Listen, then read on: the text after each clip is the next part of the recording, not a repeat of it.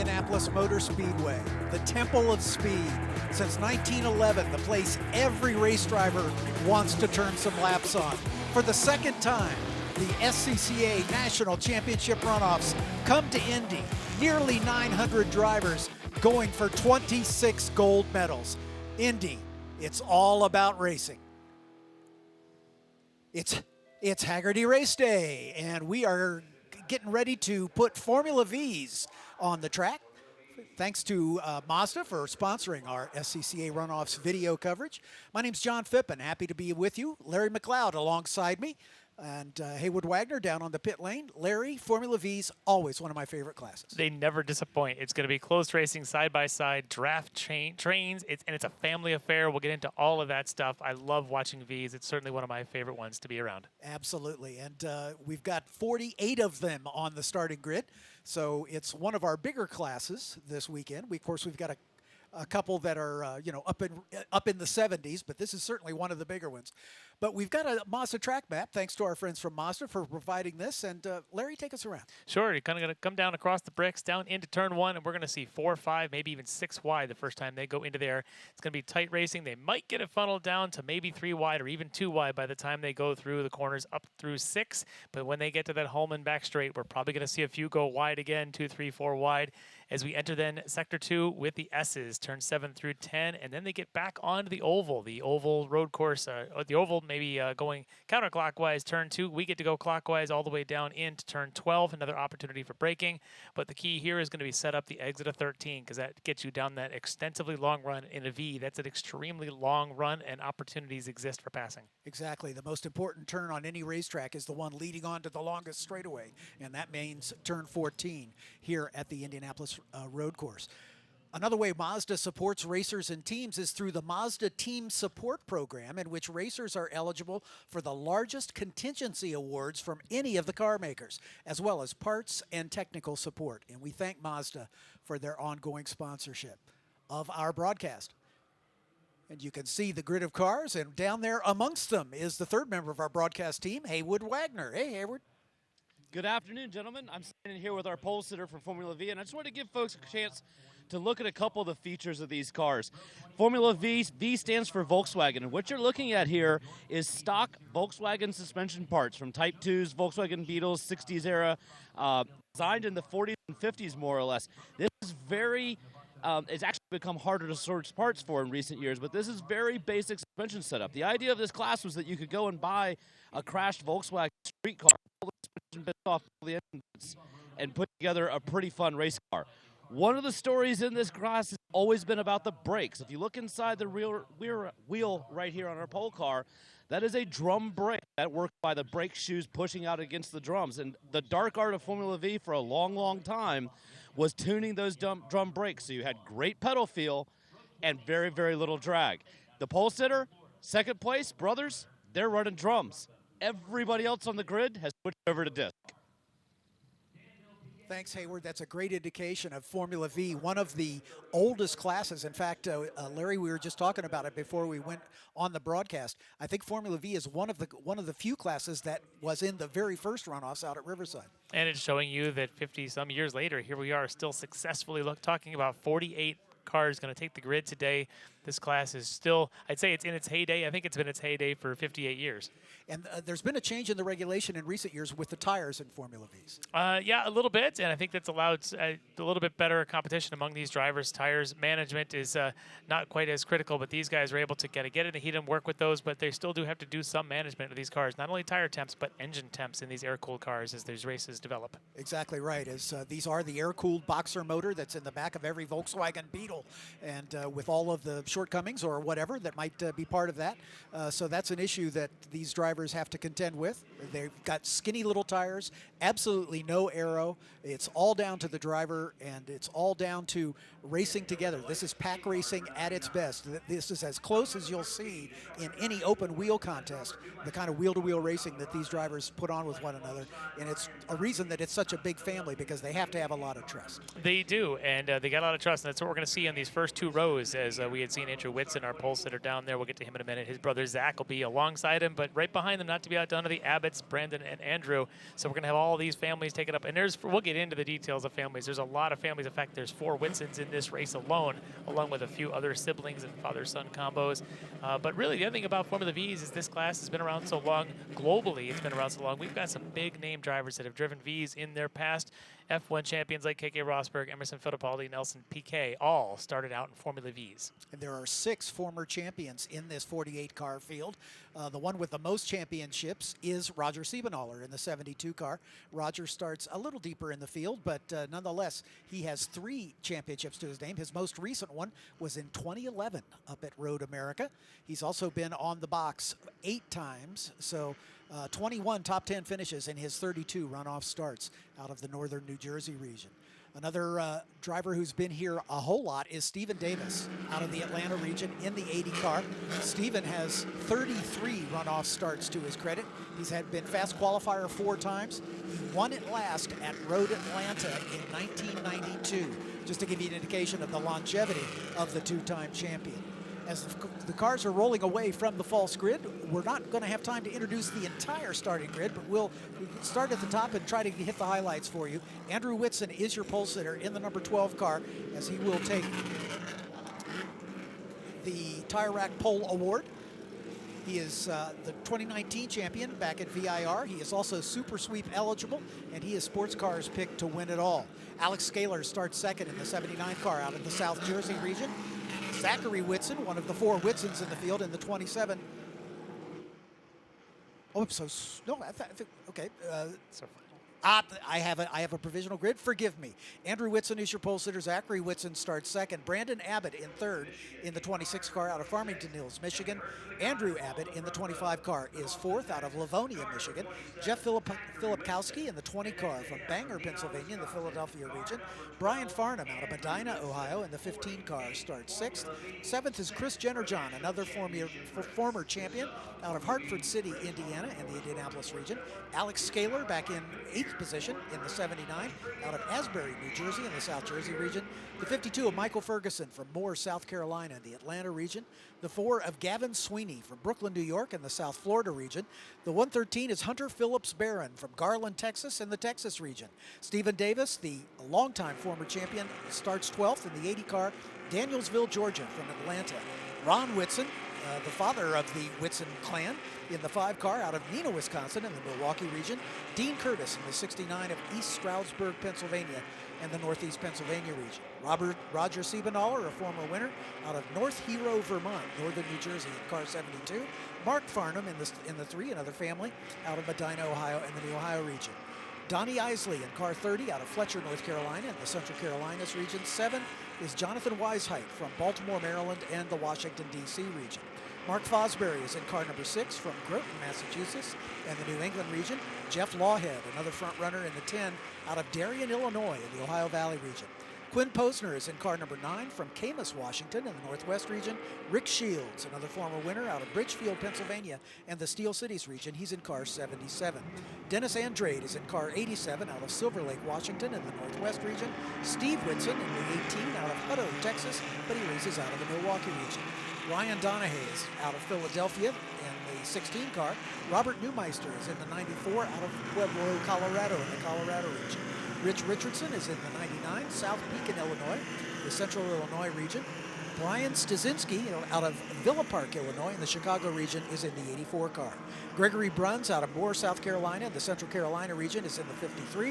The 117 is Guy Bellingham out of Brantford, Ontario, in the Western New York region. Alexander Bertolucci, another family driver in the 81 from Mount Prospect, Illinois, and the 14 of John Adams from Whitmore Lake, Michigan, and the Western Michigan region. The 88 is Mark Richardson from Washington, Illinois, in the Central Illinois region. Jeffrey Vallejo from Brooklyn, New York, and the New York region in the 29 car.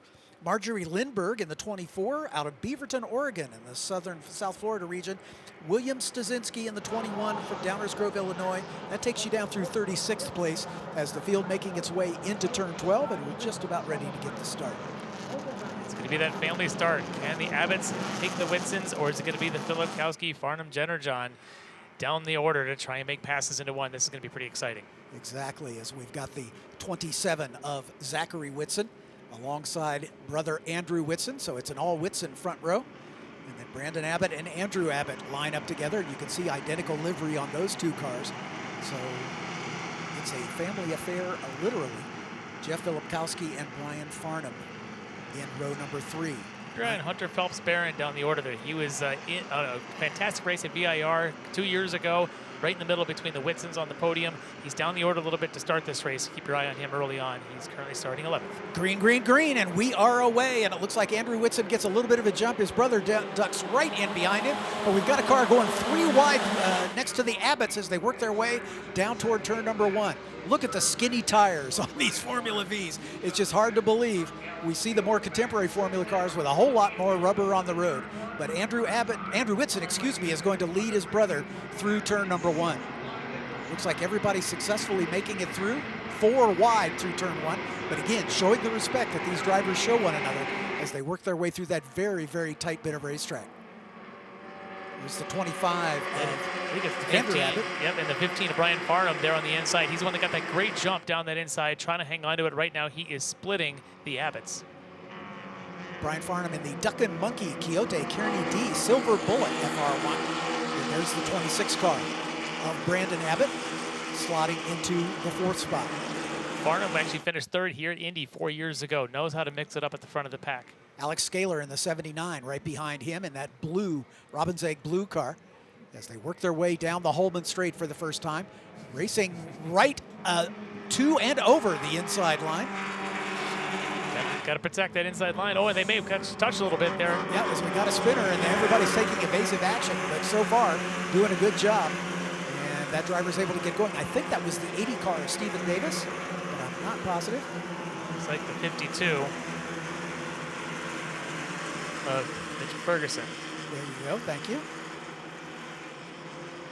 So one note about Alex Scaler is he actually ran a qualifying time that would have put him on the front row. Penalty applied, had to sit on his, instead had to sit on his Wednesday qualifying times, got him back the order, which means he may have more pace than maybe he's showing here starting in 8th. I think he said he's currently running in 7th in that blue liveried one right behind the last of the Abbotts. So keep your eye on that car as this race develops. And just behind them is the 20 car of Jim Filipkowski from Bangor, Pennsylvania in the Philadelphia region as our leaders come onto the front straightaway for the first time at speed. And it is still a Whitson benefit at the front. Andrew showing the way to brother Zachary. And then the first of the Abbotts, Brandon Abbott out in front of Andrew with the 15 car of Brian Farnham sandwiched in between. Kind of playing nicely in behavior. A lot of allies going on here. For Scaler, his ally is probably his father further back in the field, so I think it's going to help him right now. He's kind of on his own, but as we had seen last year, he had tremendous pace late in the race at Road America, coming from pretty far back to get up into the mix, going into Canada corner there. Here, he's going to try and stay in the mix of this front 7 as long as he can. As we mentioned, Andrew Whitson, the 2019 champion of this class.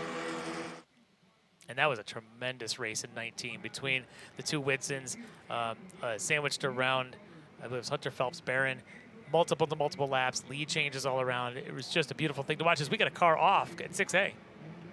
Yeah, and went behind the barrier from our vantage point. I'm not sure who that was, but we had a car off wide. We've seen a couple cars go off there as we got a replay coming that'll give us a little insight into who that might have been. Oh, we've got a car smoking, and I think that's what happened. Yeah, that's the 4 car as it's coming out of 6A, showing a lot of smoke. Gavin Sweeney out of Brooklyn, New York. He started this race in 10th, and unfortunately there, it looked like he's going to go much further. Yeah, back to live action with Andrew Whitson continuing to show the way as he's opened up a little bit of a lead over his brother Zachary. So when he gets to the draft of the front straight, that lead will be gone quickly. Exactly right. As the Abbotts sandwiching the 15 car of Brian Farnham. And we're getting word that we are going to go full course yellow. As you can see these drivers raising their hand, indicating to the cars following that they're slowing down, getting out of the throttle. And that's really helpful for these drivers because obviously often they're focusing on who's right in front of us. We got some cars still at the back now finally seeing that yellow.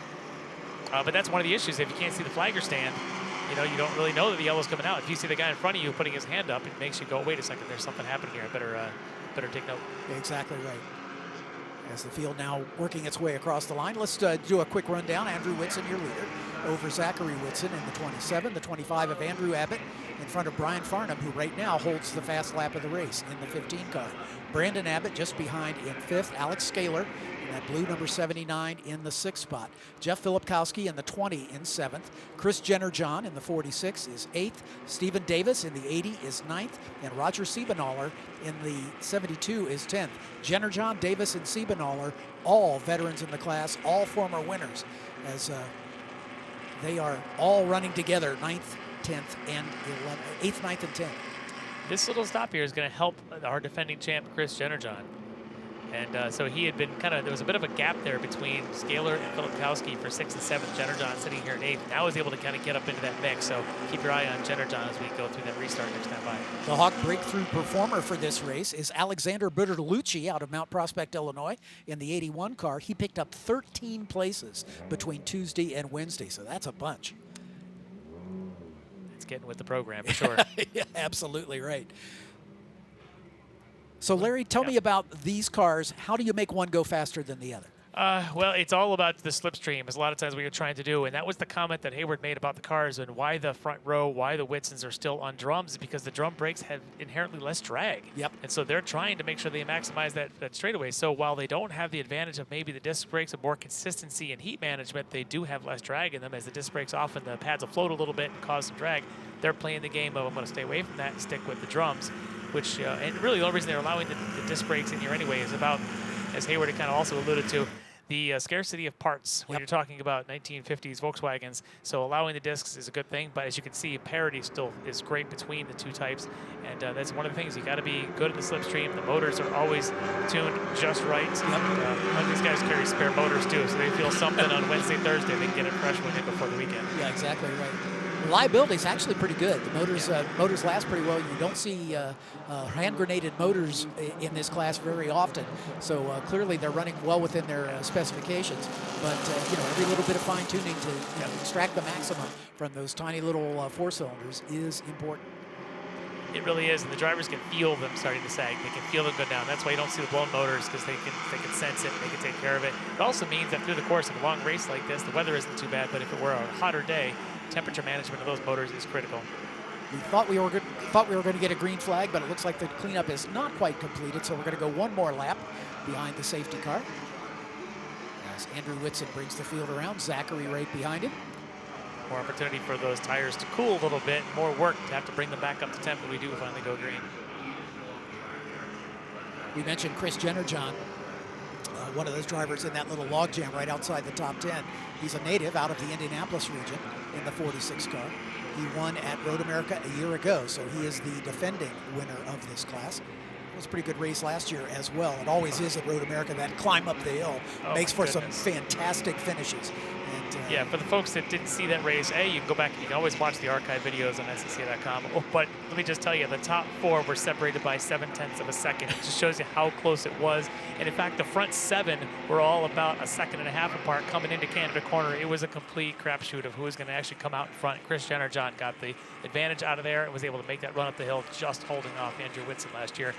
Unbelievable race, as it always is with these. I love watching these races. Don't be surprised if we have a 4-wide finish coming to the yard of bricks here in a few more laps as well. We mentioned Stephen Davis in the 80, the veteran campaigner, a 2-time champion, most recently in 1992 in his Vortec Formula V. But Stephen Davis with a long career, 33 starts, 4 fast laps, as well as the most recent win in 92. It's just the staying home power. race. It's the staying power of Formula V. As we talk about, that's one of the reasons these families stick around, because when you invest in it, you can stay as a family, both with your competitors as well as your actual blood relatives. And people like him are staying in the class for 30-plus years. Roger Siebenaller in the 72 car, a 3-time champion, most recently in 2011. So those are the kind of veterans that you see in this field, and they just keep coming back. There's the 80 car of Stephen Davis, running in 9th right now. Just in front of him is Chris Jenner-John in the white 46, and Roger Siebenaller right behind him in that white 72. As we are coming to green this time by, as the field working its way out of the S's into turn number 12. Stephen Aller last year did not go to Road America, but his car was there in the hands of Alex Scaler. This year, Mr. Stephen Aller said to Alex, sorry, you need to go find your own car. I'm getting mine back, and that's where you're now seeing both of them in the field. Beginning to get some speed into these cars as Andrew Whitson and Zachary Whitson bringing the field around. Andrew looked like he was going to try to go there at about turn 13, but I think he has to wait until turn 14 before he can begin to accelerate. Keep an eye on the flag stand. They have to stay single file until that green flag flies, and then they can pop out. And there they go. You can see the moment the green flag is thrown, and we are 4 wide, 5 wide coming down the front straightaway. It looks like one of the Abbotts is getting past. I think that's the 20 car of Jeff Filipkowski on the inside, as the Whitson's still 2 wide coming down into turn 1, and I think we're going to have a change. It looks like Zachary is going to sweep into the lead, putting his brother back into second spot. But I'm watching the 25, I think it's Andrew Abbott there, came down the outside into 1 to jump right back in front of Farnham again. And he does hold on to that 3rd spot for the time being. Yeah, Farnham in the orange car in that number 15, but he is right on the back of the 25 of Andrew Abbott. And then just a little bit of a gap back to Filipkowski and Chris Jennerjohn in the 46. And they're side by side. Yeah, absolutely, still side by side. Abbott and Farnham are side by side as well, with the 2 Whitsons still running single file up in front. Farnham goes just a little bit wide in the exit of 10, or excuse me, the exit of 6A onto the Holman Straight. And they are line astern at the moment. Going to go 3 wide in the back there as well, I think. Yep. Or even at the front. Yep, Farnham immediately pops out. Andrew Abbott pops out to defend, and they drop right back into single file. Brandon Abbott right there behind. In the 5th spot. As we've got about a 5 or 6 car breakaway here. Right at the tail end of that group is the 79 of Alex Scaler. As the Abbotts go side by side once, or the Whitsons, excuse me, go side by side. I'm getting my brothers confused. There's an Abbott now in between them, it looks. It looks like you're absolutely right. And Brian Farnham's trying to stuff it up in there as well. He's going to have to stay in 4th, it looks like. But we have a new 2nd place runner, a new family spoken from in the top 3, as the 25 car of Andrew Abbott comes up into 2nd spot. As they come to the line to complete race lap number 6. Andrew last year was a part of that finishing pack of 4. Andrew finished on the podium in the 3rd spot, just sandwiched between Whitson and Hunter Phelps Barron in that fantastic finish. And here we are again. He's right in that mix. Looks like he's even pushing Whitson along a little bit down the front straightaway. They do bump a little bit in these classes. Side by side, Stephen Davis, one of the drivers involved in that, as is the 20 car of Jeff Filipkowski. Filipkowski using all the curb, the tallest curb we have here at Indianapolis Motor Speedway. He used all of it going into 1 on that trip. Alex Scaler there in front in that Robin's Egg Blue, number 72. As just a little bit of a breakaway behind the 20 car of Jeff Filipkowski. Jonathan Weisheidt, Stephen Davis, and Chris Jennerjohn. Weisheidt started this race back in 18th. Got himself up into the top 10 right now. Absolutely. That's a good candidate for the Sunoco Hard Charger Award. But lots of racing left to go as we're working race lap number 7. Still some side-by-side racing, a little deeper just behind the 20 car. One of those back Jeff there. Filipkowski. Yeah, one of those is Siebenaller back there a little further. Siebenaller in the white car.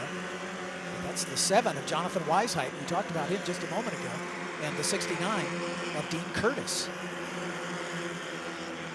And Siebenaller right there behind them in the 72. As they work their way up onto the banking and coming down into turn 12. One of the prime passing opportunities. We've seen a lot of action at this corner throughout the weekend. A little bit of a gap there at the front for our leader, Andrew Whitson. Just a bit. Yeah. Don't often see that here. And then behind, it's Abbott Whitson. Abbott and Whitson. So it's Andrew Abbott and Zach Whitson. Try to keep this all straight. We got 2 Andrews up front, 2 Whitsons in the top 3. Zach pulls out and just makes a nice move up into 2nd spot. So he's going to try to draft up to his brother Farnham down the inside once again. But he stays in that 4 spot. And the other Abbott, the 26 of Brandon, slots in right behind him. And Alex Scaler just sets fast lap of the race, a 1:57.2 for Scaler. The pole time was a 57.4, so he's already quicker than the pole time. As Brandon Abbott and Scaler going side by side. Brandon able to hold the position now.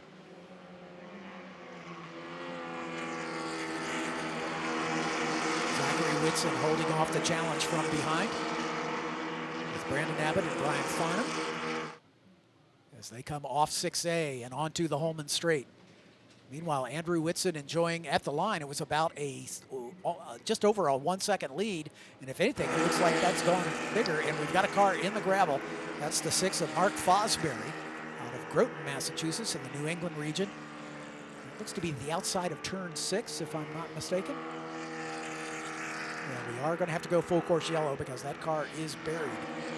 It's pretty deep right there. The chassis all the way down onto the sand. Those skinny little tires are not able to do much. Yeah, unfortunately, they don't travel very well in gravel. So the double yellow flag's out to slow the field down so that the safety vehicles can get there and extract the number 6 of Mark Fosbury.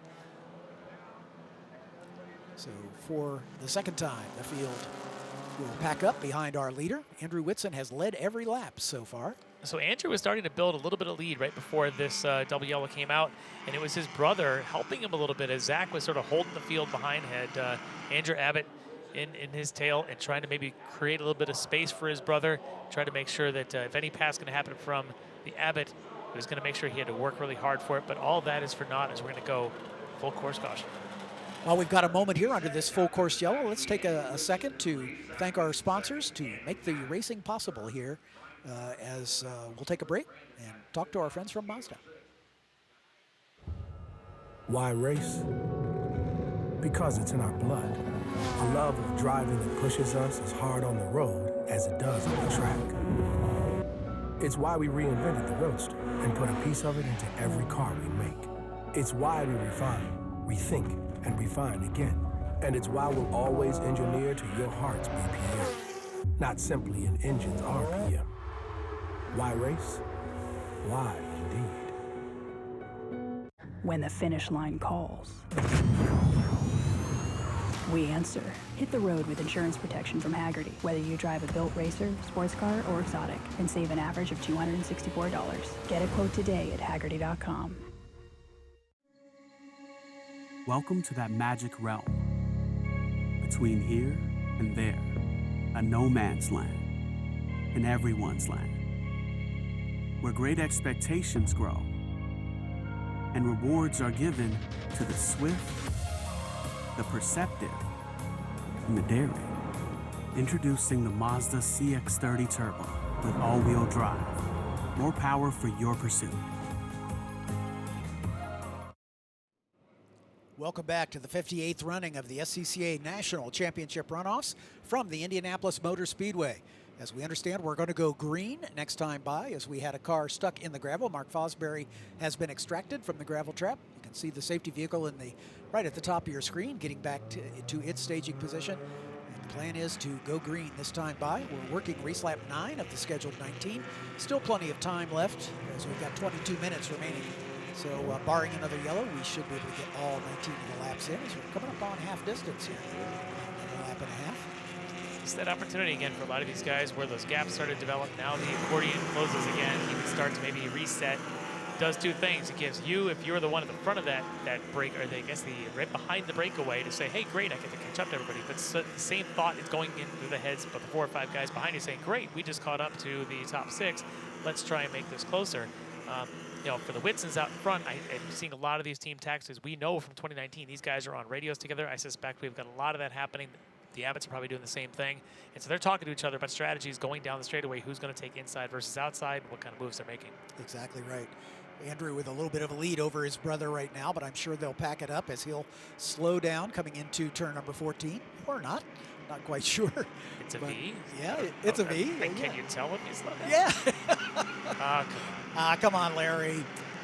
It's great racing. It's not fast straightaway speeds. It makes great racing. Absolutely right. This is a perfect indication. The green flag flies, and they explode out to about 4 wide. And I believe that's the 72 of Siemenoller making a bold run right alongside the pit wall as they're 1, 2, 3, 4, 5, 6, 7 wide coming down the front straightaway. And we've got a coordinated change at the front as Zach Whitson now able to get the draft around brother to take the lead into 1, but right behind him is Farnham. And I think he's going to take over third spot or not. Oh, we got contact then going through 1 in the middle of the pack. Yeah, 2 or 3 cars, one taking evasive There's action. the 72 of Siebenthaler's Siebenthaler's one of them. The car there sitting counter race, going to have to wait for the rest of the field to come by. At the moment, we're staying green. And the 69 car up into the hunt now as Dean Curtis makes his presence felt. As we can see him right there behind the 26 of Brandon. Right there, I think in the middle of that. And number 46, that white car. So Jennerjohn did make a bold move and got all the way up into 4th spot. As we got a replay coming of the spin there at turn number 1. We can see the cars all bunched up, and they try to funnel down together, and that's where they clip. And it's the red and white car there in the kind of stationary now at the exit there of 1. It might have been the one that locked up a little bit going in and caught a little bit of victims going through, unfortunately.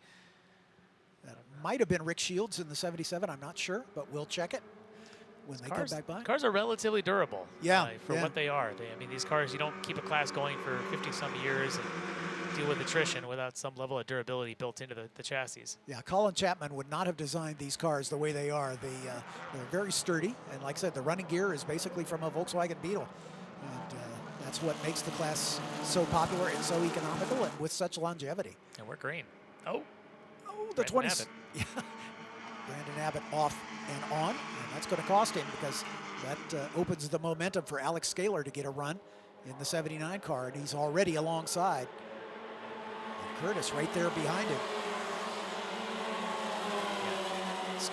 Abbott, that little mistake there just cost him 2 positions quickly. And here you got at the front, the Whitsons again coordinating this. They're doing the coordinated leapfrogging because they can be faster down the dare together. But look at, I believe that's Andrew Abbott now making the move on Farnham, yeah, to move back up into 3rd position.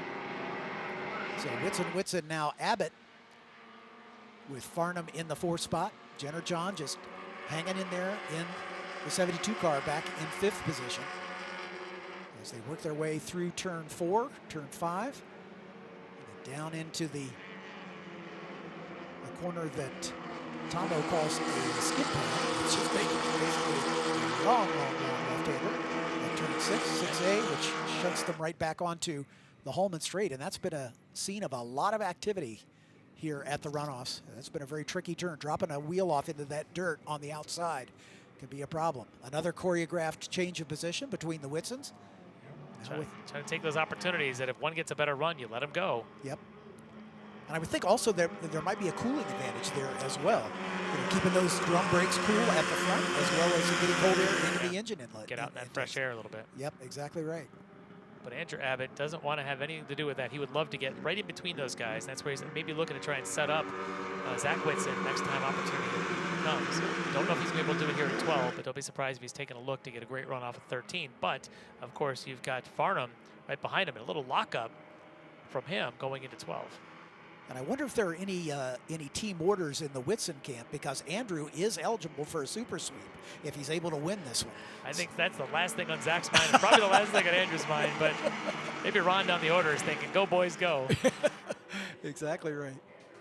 Single file are the top 4, and they've broken away just a tad from Chris Jennerjohn as they come across the line. Here goes another move at the front as the Whitsons swap positions. But look at the closing of the gap right here. Look at Farnham now on the inside, going to try and go from 4 to 1. 3 wide coming down into turn 1. And we've got an Abbott at the front for the first time as Andrew Abbott takes over the point. Zach Whitson just behind him, then Farnham, then Andrew Whitson, who has led much of this race from the pole. Trying to make a coordinated flip with just his brother, and turns out he gave up 3 positions, and now he finds himself at the back of this train. But that's how these races go. These guys race together all the time. It's not the first time they've seen each other, so they kind of know, hey, you know what, the run's happening, the moves is going. I've got 8 more laps. I'm not going to do anything crazy. Alex Scaler closing quickly to make it a 6-car train at the front. He's the wild card of this bunch because he's not family. He's not really from those guys' regions either. As a lot of these guys, like the Whitsons, they're from Milwaukee. The Abbotts are from the Detroit area. You know, maybe Scaler runs, might see Farnham, I don't know, but you can see Scaler there, not worried about any kind of orders, coordination. He definitely wants to get right in as he takes that spot away from Whitson. Up into 4th place is the number 79 of Alex Scaler. Asbury, New Jersey.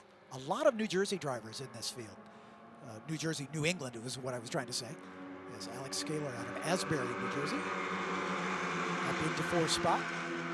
Farnham looking racy as he dives inside of Zach Whitson in the approach to turn 12 and gets it done. Farnham up into 2nd spot. That's as high as he's run all day. And here comes Scaler. He wants a little piece of that action as well. He's by far the aggressor, but a little bit of wide run out in front from Andrew Abbott. Scaler, though, trying to get the good run here. He's going to have to hold off the other Whitson.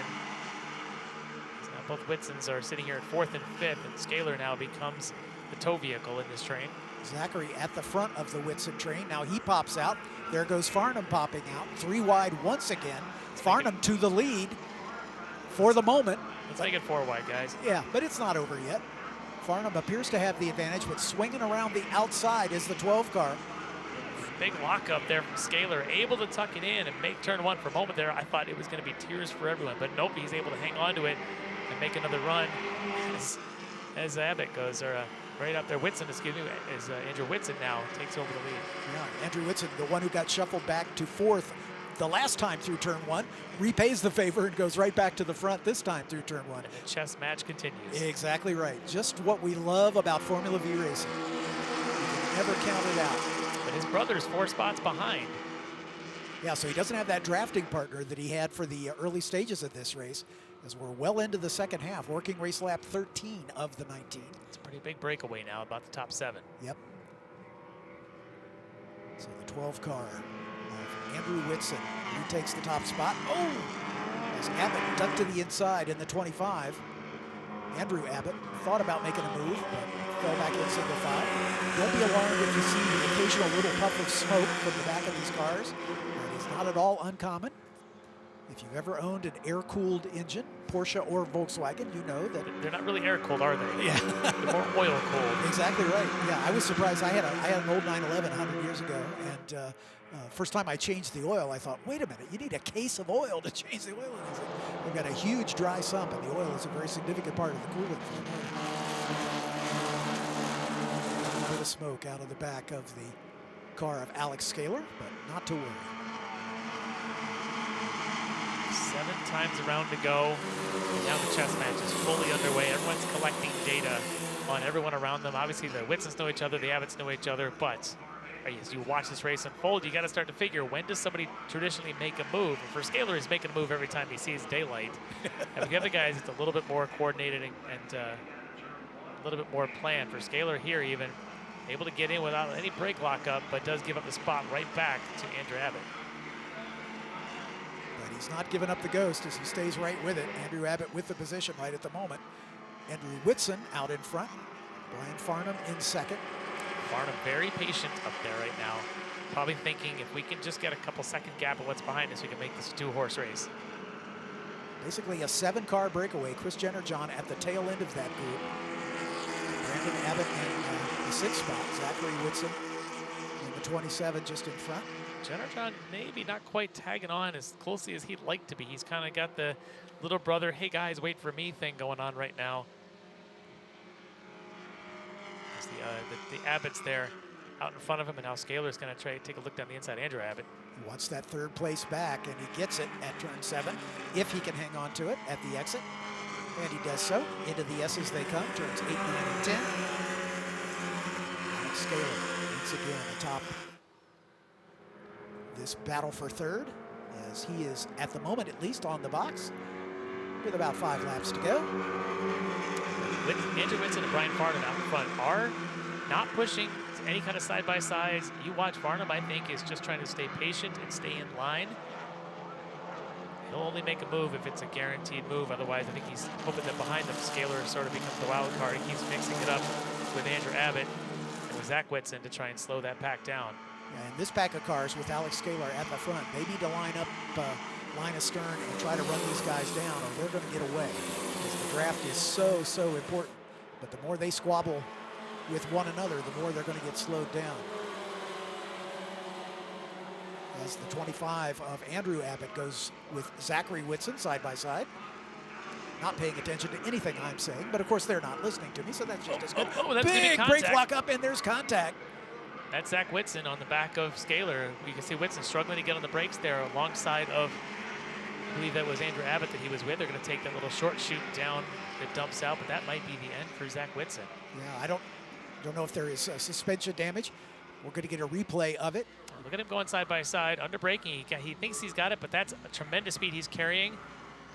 Just unable to get it slowed down, spins Scaler around. Scaler's able to continue, but neither one of those now up in the fight. Yeah, Zach Whitson pulls off, so he must have some damage, making it unable for him to continue, but he does a great job of pulling off well out of harm's way so we can stay green. Well, there's your two-horse fight right now. Those two horses, Andrew Whitson and Brian Farnham. Now a little bit of daylight back to the Abbotts behind them, and I think that's Chris Jennerjohn then trailing behind the two Abbotts. Brian Farnham and Mark Farnham, both in this field, both out of the Ohio region, centered up around the Cleveland area. The Whitsons from the Milwaukee region, of course, at their home track last year. And actually 4 Whitsons in this field. We've talked obviously about Zach and Andrew Whitson, father Ron, but they have another brother, Steve Whitson, also in this race. You got 4 of them. What a move going on there by Farnham down the inside. I think he might have just taken the lead. He did indeed. Into turn 12, Brian Farnham takes over the point for the first time. And He's a good run off of 13 as well. Yep. Down into 14, hugging the pit wall, and they're going to take it right out to the edge. So let's see if Andrew Whitson can retake the lead that he's held for much of this race. In the early stages, swapping it back and forth with his brother Zach as we go a little deeper in the field. Here's the 74 car of Stuart Delaney, and he's got company. Stuart back in 26th spot. Chris Caruso, William Stasinski, all part of that battle. John Adams with it as well. Marjorie Lundberg, I think, also in there in that 24. Yep.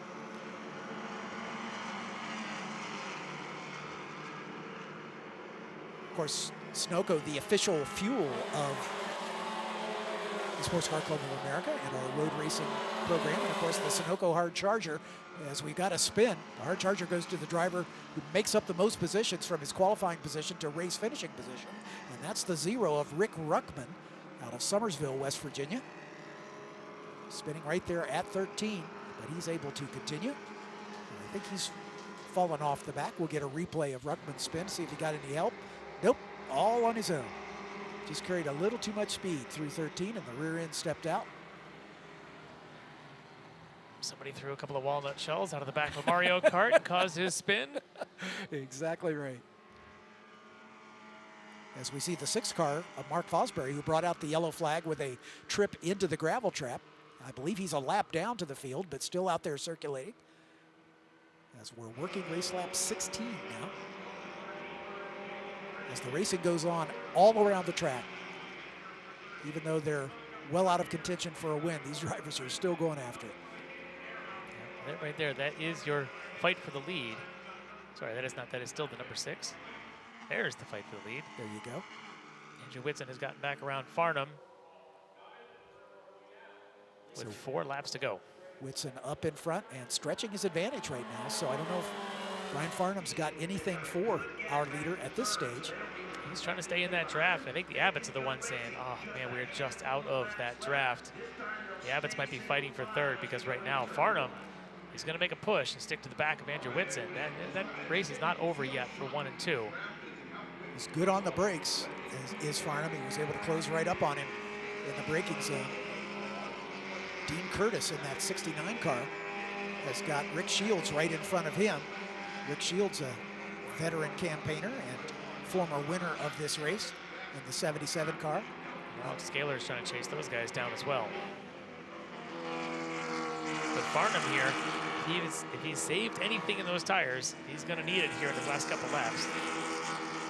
Working race lap number 17 of 19 as they're about halfway around, coming off of turn 6A onto the Holman straightaway. Andrew Whitson looking perhaps for the super sweep. And 2 wins in 3 years after taking the win in an exciting race at VIR 2 years ago.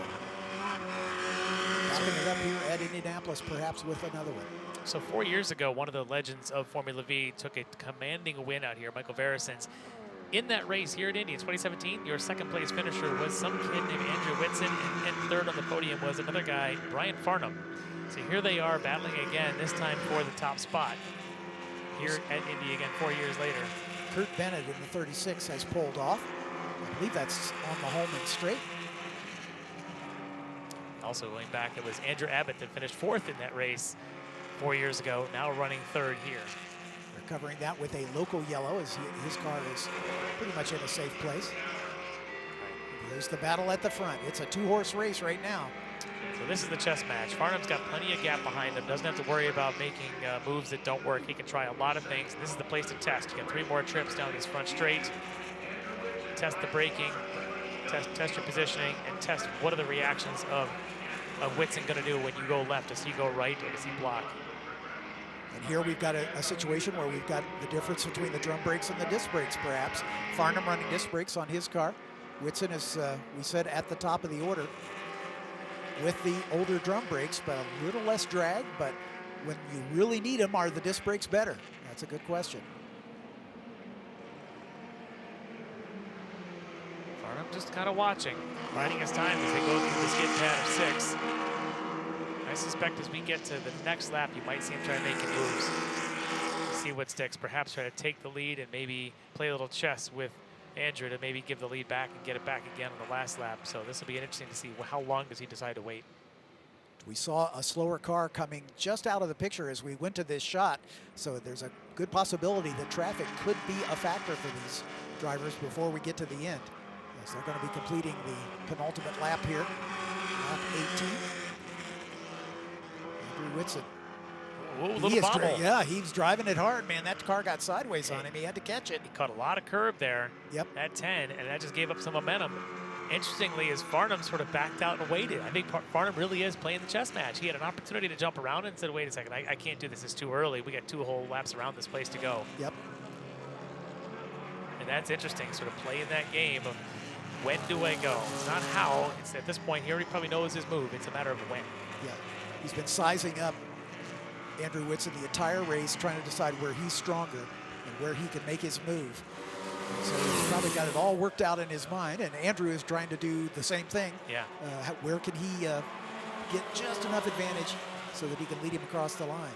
Let's just see if Brian just sticks right in line. It looks like he might. Let's see if he pops out at the end or if he sells. No, we're going to do this the next time through. White flag next time by. As they come down into turn 1. It's a 2-horse race. Whitson and Farnham, with Andrew Abbott and Brandon Abbott running 3rd and 4th. And then back to Chris Jennerjohn and Alex Scaler, 5th and 6th. Rick Shields up to 7th. Stephen Davis, Dean Curtis, and Jeff Lawhead, your top 10. This was about a lap and a half away from the checkers. So Farnham's strategy here, and you can see it there, clearly he had an opportunity to pass, decided not to.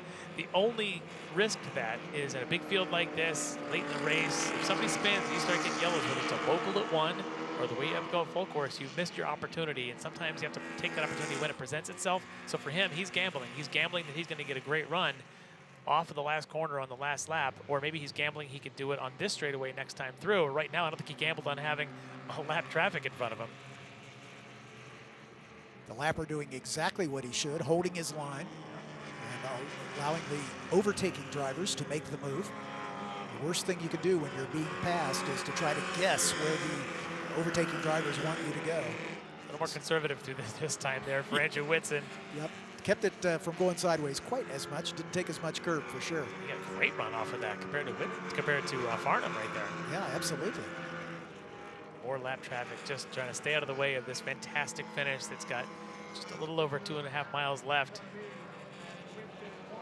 2.6 miles around this road course. They work their way through turn 13, heading toward 14 and on to the straightaway. And they should see the white flag this time by.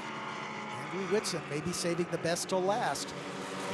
Got a little bit of an advantage there. That run off at 10, like I said, he looked super clean, and it was so good that I don't think Farnham's going to be close enough to make a move going into 1. Farnham's only chance now is either going to be get alongside him coming out of 6 if he can make up some ground through sector 1, or it's going to have to be some kind of a move probably going into 12. But right now, Andrew Whitson is putting in qualifying lap speed right here on the second to last lap of this race. But Farnham is really good on the brakes. He made up a whole bunch of ground there into turn number 1. So let's follow this battle for the lead as Brian Farnham trying to find that extra couple of car lengths to get into contention for a run to the checkered flag.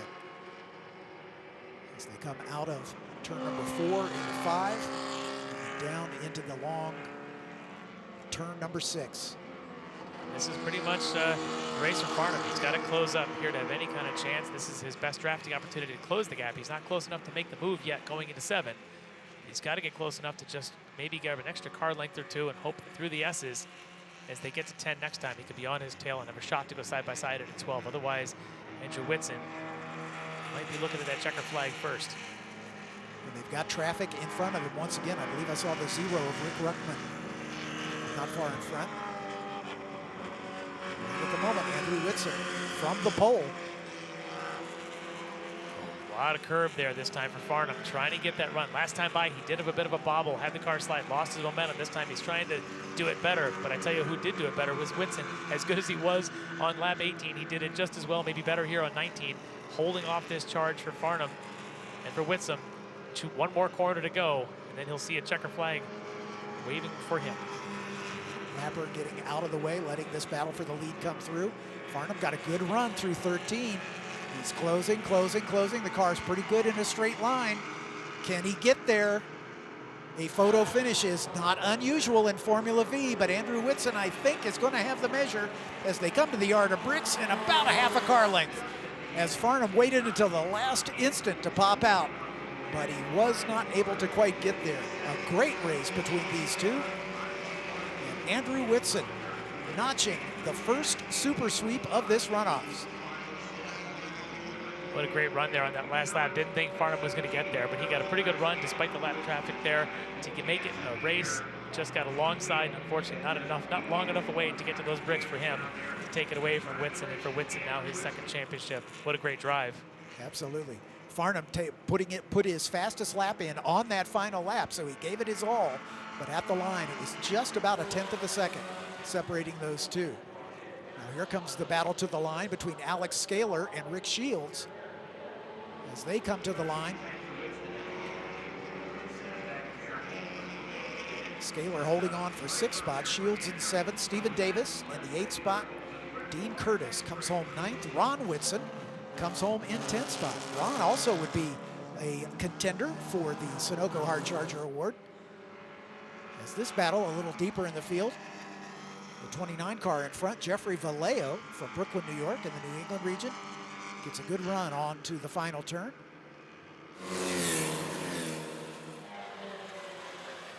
Vallejo with Guy Bellingham right behind him as they come across the line. This field well spread out as we had a long green flag run at the end of this one. But there's your winner, ladies and gentlemen, the number 12 of Andrew Whitson from the pole. Fell back to, I think, as low as 4th at one point. May have even been 5th, yeah. He lost a lot of ground and was able to make it up. Able to get back in front, and with some good racecraft, was able to get that car back to the front and take nothing away from Brian Farnham, who started down the order just a bit. Farnham was 6th on the qualifying order and made a race of it at the very end. These guys going by, giving the big thumbs up to our champion, Andrew Whitson. Big accomplishment to win in V anytime. It's a huge accomplishment to win twice out of 3 years. Andrew, this is his 10th runoff, so he has had no shortage of experience, and just about all of it in Formula V. But like I said, broke through for his first win at VIR, and now he's got win number 2 to go along with 3 second-place finishes. Yeah, one of those is last year, so he's either been 1st or 2nd now, a couple years running. That kid's a force to be reckoned with here in Formula V. Yeah, and take nothing away from Brian Farnham. A great drive for him as well into 2nd. And 3rd place to Andrew Abbott, with brother Brandon right behind in 4th. Chris Jenner-John, the defending champion, comes home in 5th spot. As they work their way down the pit lane, Hayward Wagner is down there to have a chat with our top 3 finishers. Yeah, I'm curious to hear what he thinks of that whole strategy of, you know, how do you come back when you've been shuffled back? Do you worry? Do you panic? Do you just stay calm and ice in your veins? Because that's what it looked like. He looked completely calm, like it was all part of the plan. Yeah, exactly right.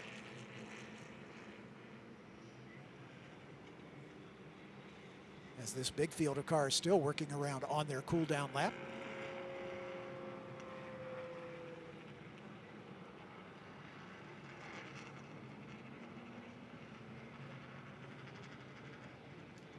Jeff Lawhead just outside the top 10, comes home in 11th spot. Jonathan Weisheidt in 12th. Roger Siebenaller, the veteran, made up 3 spots on the last lap to come home 13th.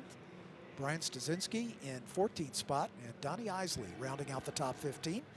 There's our winner finally rolling into position as he took his time on the cool down lap. He's shaking a little bit, trying to get those gloves off. Take a little longer than it would be at some regional. Fumbling for the straps on the helmet as well. I see a lot of that here at the runoffs. You win that gold medal, whether it's your first or your 16th or your second, it still gets your nerves going. There's the medal, the gold medal going on Andrew Whitson. It sounds like Hayward Wagner is right there for the interview. Hayward? Andrew, how does it feel to win at Indy? Oh, it's unbelievable. Man, all the hard work that's gone into this year is finally over, and it feels so good to come out on top. We did 11 races this year and won every single one of them, and there's so much pressure coming in today. But yeah, just unbelievable. You guys are the only ones on the grid to roll in with drum brakes, correct? No, there's quite a few others. Yeah. But yeah, just so thankful for, you know, everybody that's put work into this team this year. Dad and Mom, just unbelievable. The car is so fast, handles so well. I don't think I've had a mechanical DNF since 2013. I mean, this car's always perfect. So much thanks to my dad. The rest of the team, Zach and Steve, pitching in all the time. We're all working together to make all of us faster. Bob Polda, Ron Polda. I got to thank Tracy. I don't think I'd be here without her being with me this year. It's just been so awesome. Sister coming out, Dan coming out, Dijon. I'm probably missing like 10 others. Got to thank Carbotech, Hoosier, Summit for supporting our racing, and Tire Wreck. Well, a lot of gratitude, a lot of appreciation, and a gold medal. Enjoy the victory lap. Thank you. Thanks, Hayward. Once again, on his way to our first super sweep of this 2021 runoffs, a perfect 150 Super Tour points. As he mentioned, undefeated this season in that car, and closed out the season just the way you want to with the runoffs. Huge accomplishment. And as he said, it was an accomplishment to win all 11 races, but the pressure he had on himself to say, I've got to keep doing this, because if you win the first 10, you don't win the 11th, it really kind of doesn't mean anything. Hayward's got our second and third place finishers. Brian, it looked to me that entire race came down to every lap in turn 10. You guys were both sliding around there. One lap he'd get off better, one lap he'd get better. What was going on with that corner for you guys? It was just, they must have had oil down because it started to get loose. That or our rear tires are going. I had just a little bit too much of a slide there, couldn't get to him. If I would have one more lap, we might have had a shot at it, but it was a great race. Andrew was driving a hell of a race, so he was really moving. It's hard to keep up with him. Well, congratulations to you on the silver. Any quick thank yous? Yeah, thank you to Durham Ennis with Duck and Monkey, Dietmar with Coyote Racing, Mike at Carbotech, Alan Adderley for building this car, Gary Blenerick for all his help, Dave Harris, Gary Grubb, so many other people too. I just like Ray Carmody. So many people have come together and helped me with this, which is great, and so I'm really thrilled to be here. Well, you look pretty happy with the silver. Congratulations. Well, thank you very much. And while we've got you, we're going to grab Andrew Abbott real quick. Andrew? It might have gotten a little dull for you there in the middle. Yeah, it was pretty hectic. The race was crazy. Andy drove a great race and made one little bobble, and it kind of got split the draft. It couldn't keep up. But, I mean, I got to thank everyone that helps, my entire family, my parents, my brother, everyone on the car, LDC Equipment, Carbotech, Hoosier Tire, Collision Works, Algeier Shocks, everyone that's helped us even in the slightest bit. Like, we would not be here without it. SCCA for, again, putting on a great event. You guys for doing this. Just everyone that's tuned in. Like, awesome, man. I hope you guys keep watching. This is it for us, and this is cool. This is awesome. Well, there's not a happier podium in racing than the Formula V podium at the runoffs. Congratulations. Yeah, we get to go stand on that freaking Indianapolis podium, man. This is sweet. Thanks. He has just summed up what the runoffs is all about. Yeah. Absolutely. These drivers, this is the biggest victory of their career for most of them. And to do it here at the Indianapolis Motor Speedway and stand on the same podium that Helio Castroneves stood on just a few months ago to take his 4th victory, that's a big deal. It really is. And even if you're in the 3rd spot, these guys, they love racing each other. You hear them referencing each other. Man, I couldn't catch his pace. They all kind of know what's going on. They race together all year long. But the goal is obviously to stand on that Indy podium. And to be able to spray a little bit of some bubbly there is definitely something they all look forward to. And for those 3, they're going to get their chance here in just a few minutes. Yeah, Mazda, the official sparkling wine of the SCCA runoffs, is what they spray. Here's our top 10 unofficial results. Andrew Whitson with your win by 1/10 of a second over Brian Farnham. And then about 9 seconds back to Andrew Abbott in 3rd. Brandon Abbott, just another couple seconds back in 4th. Chris Jenner-John, the veteran, about 6 seconds further back in 5th. Alex Scaler, who was part of the battle for much of the race, faded to 6th at the end. Rick Shields, a good finish in 7th. Stephen Davis, Dean Curtis, and Ron Whitson. So we've got 2 Whitsons in the top 10. Pretty good way to finish the day for the family, as here come the highlights. And it was a Whitson 1-2 at the front with the 2 Abbotts going side by side. And there's Brian Farnham, the eventual 2nd place finisher, trying to make it happen. Here's Farnham locking up the brakes down inside. This is where he takes 3rd for the first time as Brandon Abbott retakes it. And then we've got a spin involving a couple cars. And you can see just a little bit of contact as Farnham touching with Alex Scaler, and Farnham able to move up into 2nd spot. And then Scaler getting spun by Zach Whitson down into the 1st turn. And this is where Andrew Whitson took the lead for the final time. And he was able to hold it by just that much as they crossed the line. So congratulations to Andrew Whitson, the first winner this year of the Super Sweep. And with that, that puts a period on the Formula V race for 2021. On behalf of Hayward Wagner and Larry Lefty. Larry Lefty McLeod, my name's John Phippen. Thanks to Mazda for sponsoring the Runoffs broadcast. We'll see you down the road. When the finish line calls, we answer. Hit the road with insurance protection from Hagerty. Whether you drive a built racer, sports car, or exotic, and save an average of $264. Get a quote today at Hagerty.com. Welcome to that magic realm. Between here and there, a no man's land, and everyone's land. Where great expectations grow, and rewards are given to the swift, the perceptive, and the daring. Introducing the Mazda CX-30 Turbo with all-wheel drive. More power for your pursuit.